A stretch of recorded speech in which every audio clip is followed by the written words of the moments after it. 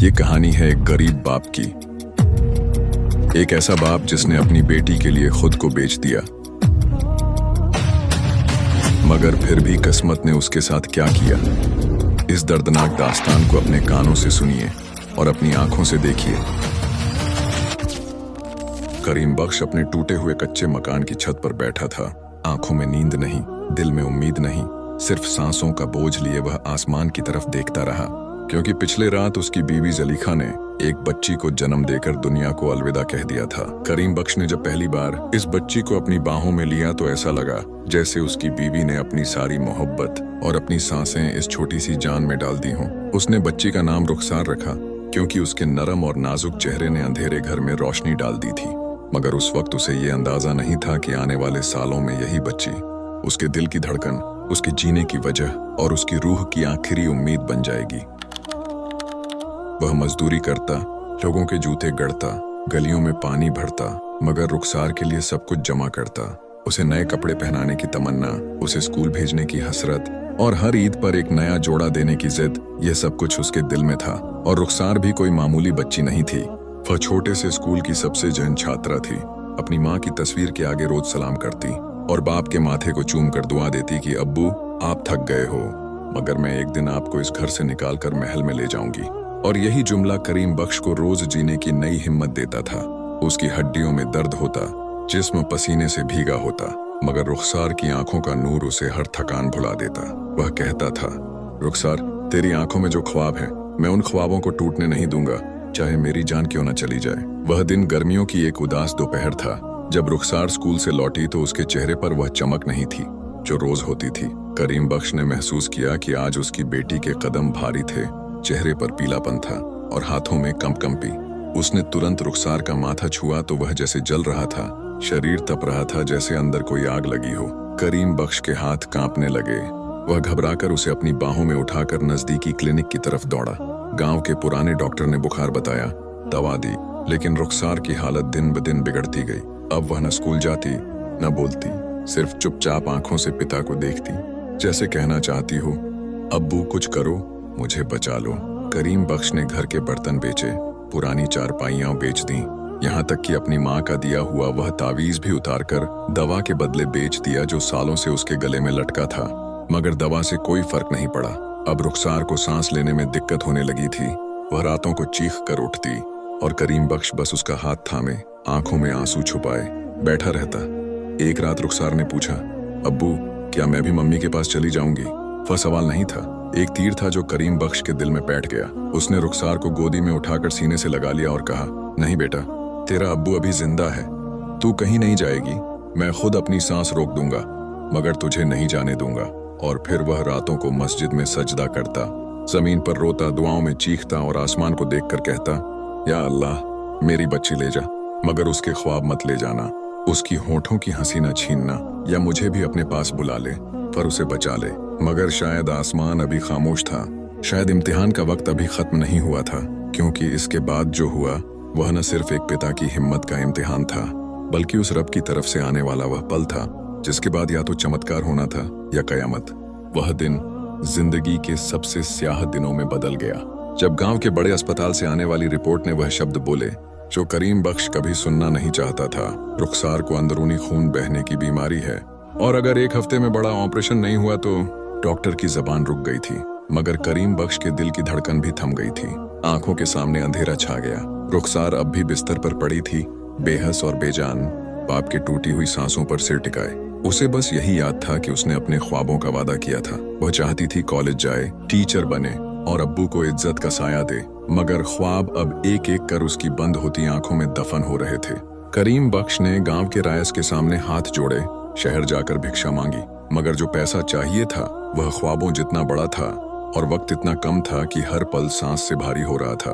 और आखिरकार 5वें दिन की सुबह रुखसार की सांसों ने हार मान ली। उसने बाप का हाथ पकड़ा, धीमी आवाज में कहा, अब्बू मुझे सर्दी लग रही है, क्या मम्मी आएंगी लेने? करीम बख्श फूट फूट कर रो पड़ा, बिखर गया, चिल्ला उठा, मगर कुछ न कर सका। और रुखसार ने वह आखिरी सांस ली जो शायद करीम बख्श के वजूद को भी साथ ले गई।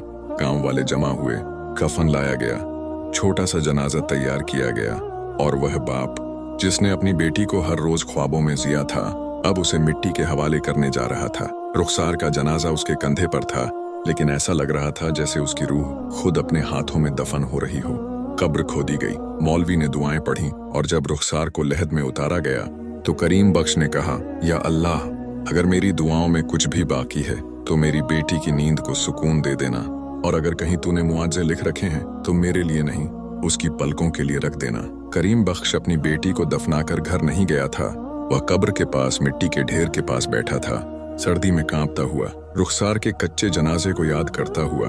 कभी जमीन पर सिर रखकर रोता, कभी सजदे में गिरकर अल्लाह को पुकारने लगता। उसकी आवाज टूट रही थी, दिल से आह निकल रही थी, और उसकी फरियाद में सिर्फ एक सवाल था, या अल्लाह, तूने मेरी मेहनत, मेरी रातें, मेरे सजदे सब कुछ ले लिया। सिर्फ एक बेटी मांगी थी, वह भी ले ली। और इसी बेबसी के आलम में जब वह मिट्टी पर हाथ फेरते फेरते थक गया तो उसकी आंखें बंद हो गईं। मगर अचानक एक आवाज, एक मध्यम सी सरगोशी उसके कानों में आई, अब्बू।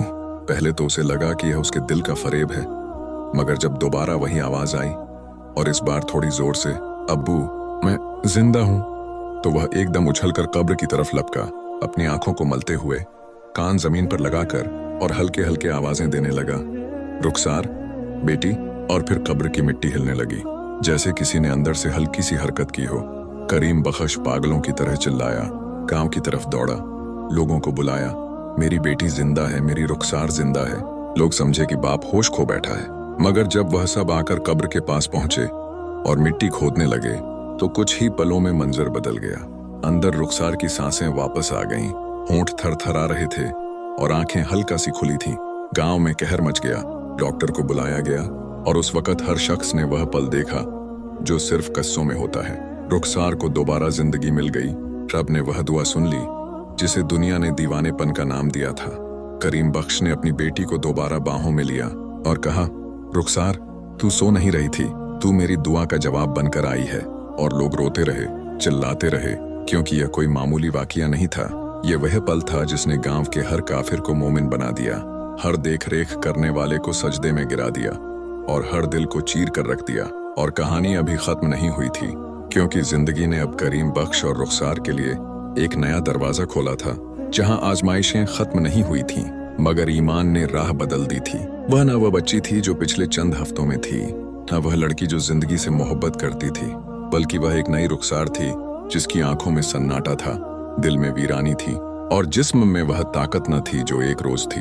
उसकी बीमारी ने न सिर्फ उसकी जिस्मानी ताकत को सलब कर लिया था, बल्कि उसके दिल में वह मोहब्बत, वह शुजात, वह जोशो जज्बा भी कम कर दिया था जो एक वक्त में अब्बू के लिए था। वह अब अक्सर खामोश रहने लगी थी, न बातें करती न हंसती।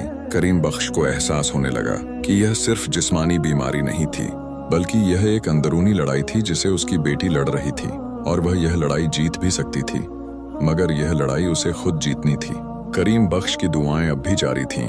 एक दिन रुखसार उठकर अपने कमरे से बाहर आई और बाप के सामने खड़ी होकर कहा, अब्बू, मैं जानती हूँ कि आप मेरी सेहत को लेकर परेशान हैं, मगर अब मैं चाहती हूँ कि आप मेरी तकलीफों को भी समझें।